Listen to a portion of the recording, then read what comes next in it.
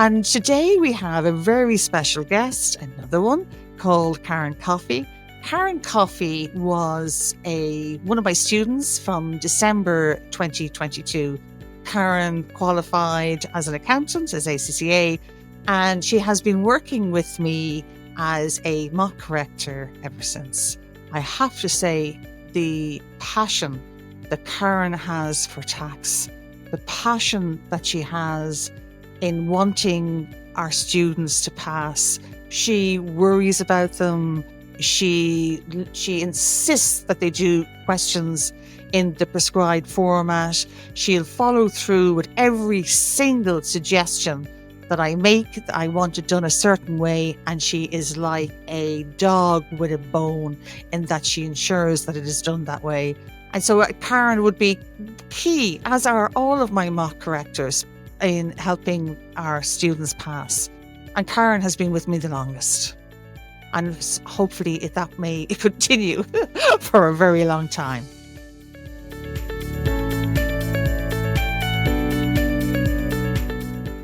And Caron Coffey, all time. Now, you really are my favourite ex-student. I'm sure you say that to all of them, Paula. I know you really are. So do you know what? You were part. I was thinking about it just before you came on, and I was thinking about you were part of that cohort from December 2022. No offense to any other cohort, but they probably are my all-time favourite in that we had 100% pass rate, and of most of those students still keep in touch. And I'm so glad that you did, and you actually ended up doing proofreading for me on my books. And you very kindly agreed to become a mock corrector. And actual fact, you're probably the chief the most senior one there that I have. And the feedback that you give students, oh my God, it's unbelievable. And I thought it'd be very useful to ask you probably to talk about exam technique, because you're looking at the three mocks. And wondering, like, is there a pattern you see, or what's the most common? Do you see a difference between Mach 1 and Mach 3, for instance? Oh, 100%. 100%. There's a massive difference. And the reason why there's a massive difference is because the students aren't prepared. They've never probably looked at a question. They're reading the books. They're going by all the notes that you give them, which are fantastic. But unless you understand what the examiner is asking them, it means absolutely nothing to you. So that's why I think it's so important to start with Mach 1. Mach 1 is your testing ground. So Yeah. you go in, you'll see what's being asked, and then you will find out how it needs to be answered. Because a lot of people will go in and they'll see an 8-mark question. I'm always commenting on this. They'll see an 8-mark question and they'll put 2 lines down. And you're like, this is 8 marks. You need to have a minimum of like 8 valid points that you have to be bringing in. There's some sort of a calculation. So unless they continue on doing the mocks or any homework that you give them, they're not going to understand that. And on the day of the exam, they're just going to panic, absolutely panic. So I think it's really, really important to start with the mocks.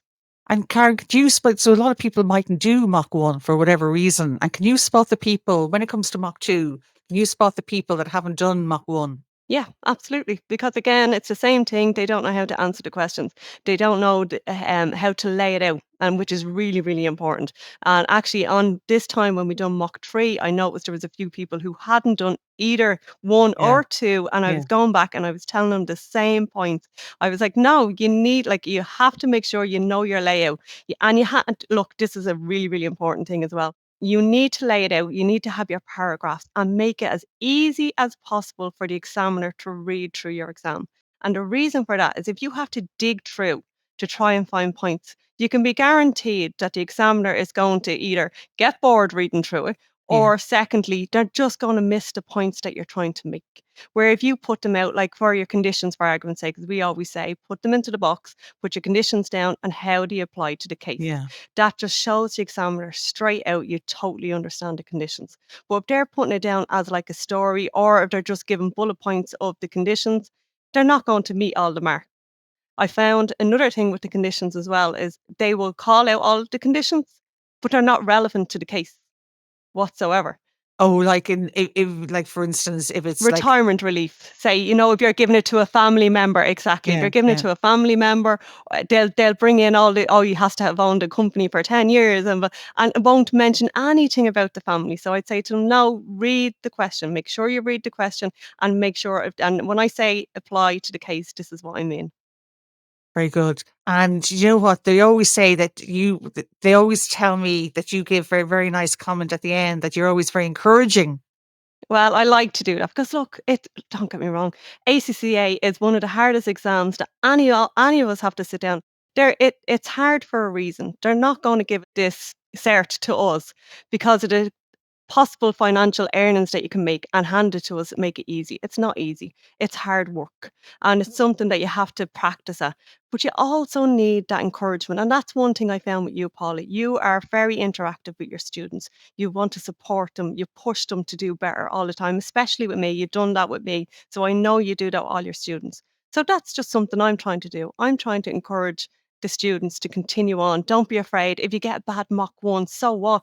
Yeah. This is the place to make the There's mistakes. no shame, there's no judgment. Absolutely not. Absolutely not. We're here to help you. I mean, you get people, Karen, I'm sure, that get 12 marks. And I mean, I've looked at them like, it's no judgment. I'm No, just delighted they tried it. absolutely. And then they'll know for the next time. And if it makes them angry, even better, because then they'll come back. They'll make sure they put the work in the next They're time. fighting. And they do, yeah, exactly. Because I know I done that. God, I think on my first mock, I think I got 6% or something like that. And I thought I was great at tax, So, I know, I know, so I it is know. something. It is about understanding how the question's going to be asked and how you answer 100%. But the only reason, but thank you for your kind comment. The only reason I can give good support is because you guys give me very, very good support, which is great, and you're brilliant. And Karen, on your own ACCA journey now, so you did advanced tax. It was your last exam, wasn't it? Yeah, I done that and auditing as well, advanced auditing at the same time. Wow. At the same time. Yeah, Did you really? yeah, I done the two of them at the same time. So you must have flown through your ACCA exams, did you? I done the ACCA. I done all of the exams. The whole. I'm sorry, I got exemptions on two because I had done the ATI, and the rest I done, and I completed in 2 years. And I'd put that down just because no, that was just because I was older. I don't tell people to do it that way. It's not the best way of doing it. You know what I mean? Because obviously it's a lot of hard work. I'd be up at 5 o'clock in the morning. I'd be studying before I started work. Yeah. I'd be doing my classes in the evenings, my whole weekend. You give up your whole life to do that, but it's worth it. It's totally, totally worth it to do it. I believe. And did you hit the ground running or what did you do? Oh yeah, 100%. The minute I start, so every time I do an exam, I'd start my next class, whatever topic or subject it was going to be. I started that, and what I used to do is I'd do my classes. I would get my notes together. And then I would start on the weekends. Every weekend, question without fail. It was question after question after question. And the reason why I do that, as brilliant as teachers are and lecturers are, and as brilliant as your own notes and your notes are, it's great for understanding it. But until you put yourself under pressure and make yourself do it under the time that's Yeah. allowed, you don't know how well you're going to work under that. And you had, I noticed, you had a great study partner. You had Grace, a fantastic study partner. And did you find that helped? And did you just meet Grace on at Advanced Tax? Or Yep. did you know her? Did you really? No, so yeah, so it's the first time that we met. So you know yourself, and I'm sure you still do it with your students. You set up the WhatsApp group. Yeah. So obviously our first time that I met Grace was on the Saturday class when we went in the extra class. The So we workshop. were Yeah. talking so we were talking at lunchtime or whatever. Yeah. And then Yeah. of course everybody would be asking questions or you'd do the little quizzes on the WhatsApp. And that's Yeah. how we got speaking. And I remember Grace was finding some of the questions, she didn't understand how it was. It was a little bit difficult. And she just put into the group and she asked, did anyone understand it, whatever. And I said, look, I've done it and this is how I've laid it out. And I sent it on to her. And she thought these were fantastic. And she asked if she could get all of my notes on the questions. So that's what I did. I sent them all over to her. And from then on, yeah, but Grace is amazing. She's a lovely girl. Really, really is amazing. And the two of you really support. It's great to have a study buddy. Yeah, absolutely. And so much so that after we'd finished the tax and both of us had completed, there's an extra exam that you have to do with the ACCA. Most people do it before you do the professionals. Myself and Grace done that at the end and done it together, like literally sat beside each other and done this exam together. So it is good when you have support. Oh my God, that's the coincidence. That was just a coincidence. Yeah. Oh my God, that's the ethics one, is it? Yeah, I think that's what it is. Yeah. Yeah. It's the little small one that you do. Yeah. Very good. And it's going back to the mocks, Karen. So what would you say is, because I know once I've come across a student and he said he never ever does mocks, ever. What would you say to try and persuade somebody to do a mock? I'm thinking, why do they not want to do it? I think it's fear of, well, I don't want to waste my 3.25 hours on a Saturday morning doing a mock, whereas I could be studying. So what would you say to that? Yeah, that's okay, right? If you want to study. But what happens on the day of the actual exam? And you've never opened up an exam or put yourself under that pressure. What happens when you go in there and you know yourself, once an exam comes, nerves are everybody. That's the worst thing for everybody It is nerves. is. Yeah, definitely. The anxiety is through the roof. So imagine how heightened that's going to be if you've never looked at a mock and put yourself under that pressure.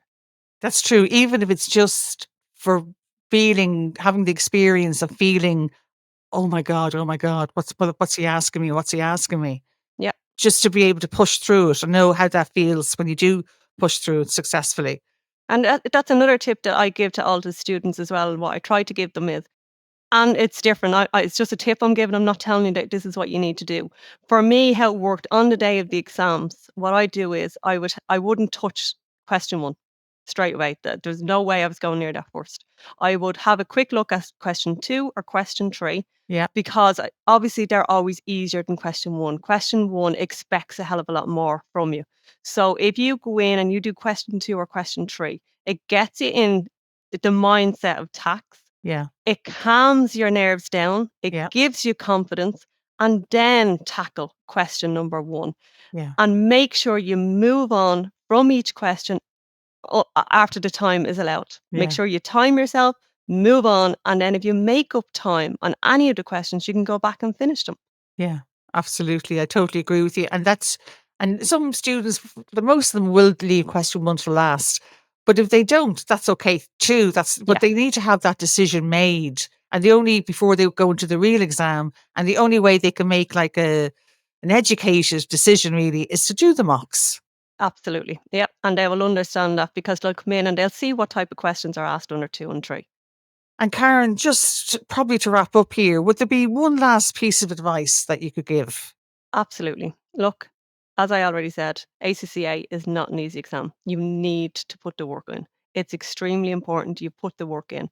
And go and make sure you do your classes, make sure you understand the topic, and then work on your questions. Because the more you work on your questions, the more you will understand the topic even more, understand what the examiner is looking for, and how to answer, which is so important. Oh my God, I feel so motivated. I feel like I'm going away now doing a load of ACCA.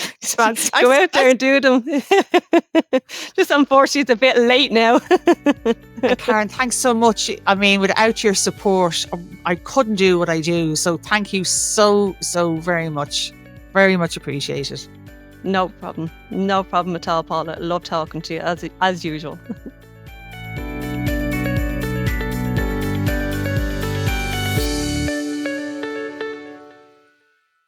No matter how long you have, exams are just around the corner. Or maybe you feel the need to brush up on your tax skills. Either way, it's always a great time to revise. The ACCA ATX Ireland Revision for Exams in 2025 by Paula Byrne is now available. For clear, structured summaries of tax concepts to help you revise tax with confidence. For just €35, this revision book can streamline your study with structured approaches to tax subjects included in the exam. And the book is even built to make your learning easier. Do you prefer to listen to revision on the go? We can help you there too. Tax Conditions, the spoken word, is your personal private podcast to revise exam material on a walk, doing the laundry, or even just before you go to sleep. For only €20, you can listen as many times as you like. Supercharge your revision today. Head to paulaburn.ie/tax-books and look for the ACCA ATX IRL revision book for exams in 2025 or Tax Conditions, the spoken word. That's paulaburn.ie tax-books.